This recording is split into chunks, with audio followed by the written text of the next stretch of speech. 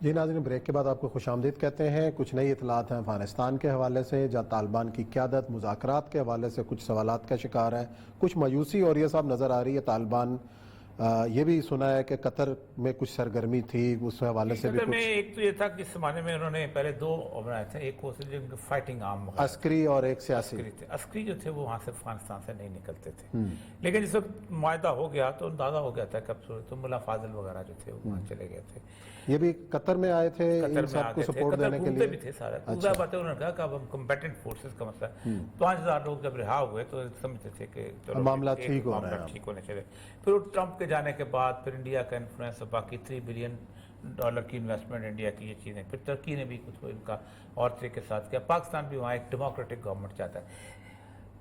کوئی نہیں چاہتا کہ ہمارے پڑوس کے اندر ایک ایسی حکومت بن جائے کہ جو نہ جمہوری ہو، جو نہ ڈکٹیٹوریل ہو، جو نہ اپنا کمیونسٹ ہو، جو خالص اسلامی ہو، اور وہ اس کے اندر لوگ سکھ چین سے بھی رہنا شروع ہو جائیں، تو پھر کہیں گے یہ تو مسئلہ ہو گیا۔ نوشیروان عادل جو تھا یہ ایران کے اندر اس کی چھوٹی سی فارس کی حکومت تھی، اور ایران کا بھی ایک ملک علیحدہ نہیں تھا، اکٹھا نہیں تھا، تو لوگوں نے کرنا شروع کیا۔ اس زمانے میں ہوتا تھا کہ دو کام ہوتے تھے ریاست کے، ایک یہ تھا کہ لا اینڈ آرڈر، دوسرا جسٹس، ہمارے فیصلے کر دو مقدموں کے بارے میں، تو لوگ اس کے پاس اپنے مقدموں کا فیصلہ کرنا، پھر ایک گیا پھر دوسرا، آہستہ آہستہ پورے ایران کا حکمران بن گیا صرف عدل کی بنیاد پر۔ یہی کیفیت طالبان کی 96 آنٹ تھی۔ آج جو دن ہے 27 اپریل، یہ بڑے ماڈرن دن ہے۔ آج کے دن 1978 میں روس جو تھا اس نے افغانستان کی مکمل طور پہ ختم کر کے نور محمد تراکی کو لے کے آیا تھا، اور پیچھے رشین فورسز تھی، اور اس کو کہتے ہیں سور انقلاب۔ یہ اپریل کا مہینہ بہت اہم ہے۔ 21 اپریل 1959 جو ہے یہ ملا محمد عمر رحمۃ اللہ علیہ کی یوم پیدائش ہے۔ 21 اپریل کو وہ پیدا ہوئے تھے قندھار کے قریب ایک گاؤں ہے وہاں پر۔ اس طرح کہا جاتا ہے کہ اپریل کے مہینے میں ہی ان کا انتقال ہوا تھا زابل کے علاقے میں، اور وہیں ان کو جنازہ پڑھی گئی تھی۔ تو اس اپریل کے بارے میں انہوں نے آج گزشتہ تقریباً 4-5 دن سے ان کے آرٹیکل چھپتے چلے آ رہے تھے بہت شدید قسم۔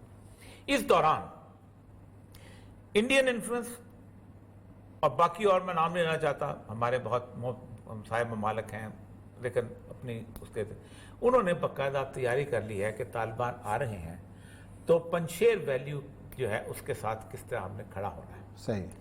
کچھ علاقے ہیں کہ جو انفلوئنس کے اندر ان کے ہیں اور کچھ طالبان کے ہیں۔ ایک ان کو سب سے بڑا خطرہ یہی ہے کہ جس دن فورسز گئے، یہ 2 دن کی بات ہے اور اب چلنا شروع ہو گئے ہیں سارے تو اس دن طالبان نے وہ علاقے جہاں کسی وجہ کی کنٹرول نہیں ہے، کنٹرول طالبان کا ہے، وہاں انہوں نے فزیکلی اپیرنس کے طور پر مکمل کنٹرول حاصل کر لینا ہے۔ صحیح۔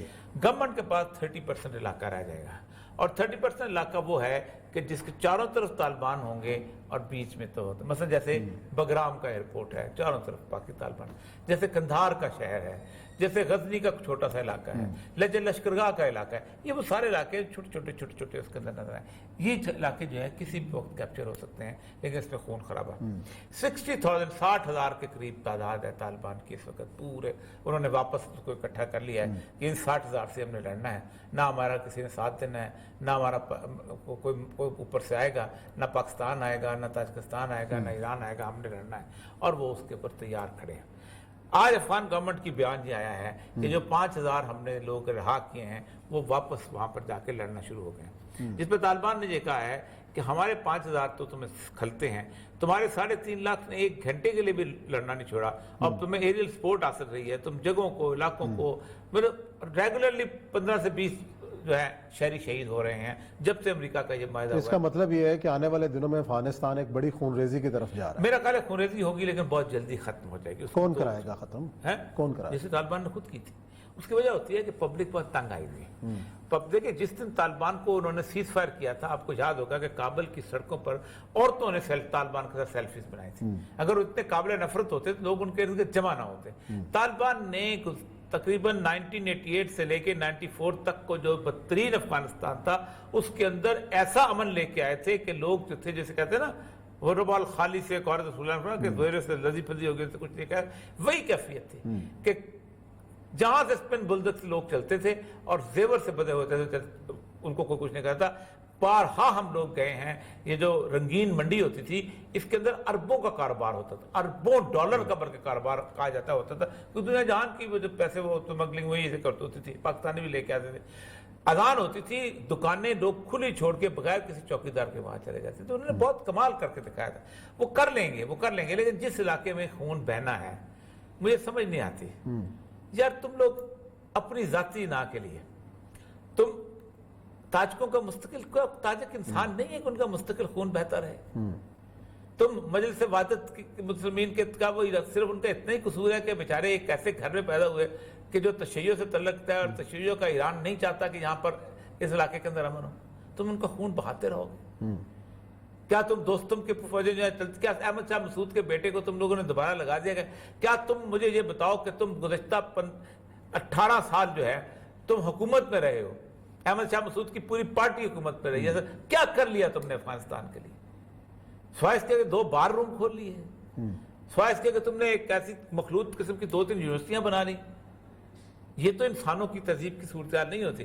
اصل مسئلہ یہی ہے کہ وہ انہوں نے, مجھے تو یہ لگتا ہے کہ وہ ٹیک اوور کر کے لے آئے, لیکن نہ بھی آئے تو وار شروع ہو جائیں گے, اور وار جو ہے یہ پاکستان کے لیے بھی ٹھیک نہیں. اگر طالبان ٹیک اوور کر کے قبضہ کر لیتے ہیں, ہر چیز سنبھال لیتے ہیں جیسے پہلے بھی انہوں نے کیا, تو ایک خاص جو ریجنز جیسے دوستم والا علاقہ ہے جو شمالی افغانستان ہے, آپس میں تو کر سکتے ہیں نا. پہلے بھی معاہدہ وہ ہمیشہ چاہتے یہی ہیں کہ طالبان نے ایک زمانے میں شروع کیا تھا کہ چلو جتنا تمہارے پاس ہے تم ٹھیک ہے تم سنبھالو. 2 ایمبیسیاں تھیں یہاں اسلام آباد میں.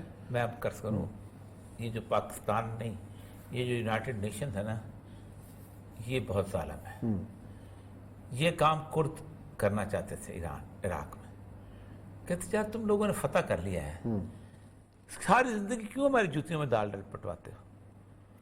ہمیں ٹرکی کا کردوں کا علاقہ, شام کا کردوں کا علاقہ, ایران کا کردوں کا علاقہ ہم بنا دو, ہم خود اس کو اکٹھا کر لیں گے کرد. صحیح.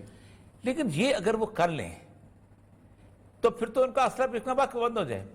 یہ لڑائی وہ جاری رکھنا چاہتے ہیں. آپ کو پتہ ہے کوئی دن ایسا نہیں گزرتا جس دن یہ خواب نہیں دیکھا جاتا کہ امریکہ کے جانے کے بعد وہاں افغانستان میں لڑائی خدا کا خوف کرو, اب کیا وہاں پر پھول اگ رہے ہیں. 18 سال میں وہاں کا امن ہوتا تھا, ریگولر تم بومبنگ کرتے تھے, کہاں سے لے کے کہاں تک, کس سطح تک, اور کون سے کتنے لوگ مہاجر. اب کیا ہو رہا ہے؟ Let them. اور دوسری بات یہ ہے کہ ان کے ہاں ایکسپیرینس ہے کہ انہوں نے امن کر کے دکھایا. گزشتہ 50 سال میں کوئی ایک دور ایسا نہیں جس میں امن و سوائے طالبان. اچھا, یہ بات خراب کہاں سے ہوئی؟ ابھی پچھلے دنوں جو بائیڈن کا اعلان آیا تھا کہ جی ہم نکلنا چاہتے ہیں, ہم ہوگا. تو جب ان کی ول ہے یہاں سے نکلنے کی, تو بیچ میں کون سے کھلاڑی؟ امریکہ کی ول ہے, امریکہ چاہتا ہے. خراب کون کر رہا ہے؟ انڈیا. انڈیا کہاں سے آ گیا؟ میں بتاؤں, انڈین انفلوئنس کے لیے انڈیا چاہتا ہے, انڈیا اور بھی کچھ پڑوسی ملک. بنیادی طور پر امریکہ خود چاہتا ہے کہ ہمارے جانے کے بعد امن کم از کم قائم نہیں ہونا چاہیے. اگر ایک سٹیبل افغانستان آ گیا تو روس اور چائنا کا انفلوئنس کم. دیکھیں نا, آج اچھا سٹیبل آ جائے تو چائنا کے ساتھ بھی بارڈر ہے, تو روس کے ساتھ بھی بارڈر ہے, تو تاجکستان کا, تو پورے کا پورا سینٹرل ایشیا کس کے پاس چلا گیا. اور ایک وہ جو فنامنا ہے کہ اگر کشمیر کا مسئلہ بھی ہم حل کر دیتے ہیں تو پھر ریجن کے اندر سکون ہی سکون. دوسرا یہ ہے, وہ کہتے ہیں کہ جہاں لڑائی رہے گی تو مجاہدین جو ہیں وہ کشمیر نہیں جائیں گے. یہ بہت بڑا ان کا ہے کہ اگر یہاں امن ہو گیا تو جو بندوق جس کو عادت پڑی ہوئی جہاد لڑنے کی, وہ کہے گا میں ادھر جا رہا ہوں. نہیں, تو جب طالبان کے دور میں امن تھا تو کتنے لوگ وہاں سے کشمیر گئے تھے؟ ہاں, نہیں گئے تھے. نہیں گئے تھے نا. تو اب کیا گارنٹی ہے کہ وہ جائیں گے؟ میں آپ کو بتاؤں, ایک میں ملا عبدالقادر, میں جب ایران میں تھا تو ایک قرارداد پاکستان سائن کرانی تھی, تو عبد متوکل جو تھے ان کے پاس گئے, ایک فارن آفس کے رشید علی خان, نام لے لیتے, چلو کوئی بات. تو انہوں نے کہا کہ قراردادوں سے کچھ نہیں ہوتا, کچھ 1000 بندے میں دیتا ہوں. اچھا, کچھ آپ ہمت کرو. اچھا, یہ بہت بڑا فکر ہے, کچھ آپ ہمت کرو, کچھ بندے میں دیتا تو چلے کشمیر فتح کرتے ہیں. انہوں نے پتا ہمت نہیں ہوگی. چلے جی, اللہ تعالیٰ کشمیری عوام کی حالت پہ بھی رحم کرے, ان کو آزادی کا جو ہے وہ ان کا خواب پورا کرے. اسی دعا کے ساتھ اور اسی نوٹ کے ساتھ پروگرام ختم کرتے ہیں. کل انشاءاللہ نئے موضوعات کے ساتھ خدمت میں حاضر ہوں گے. اپنا خیال رکھیں. اللہ حافظ.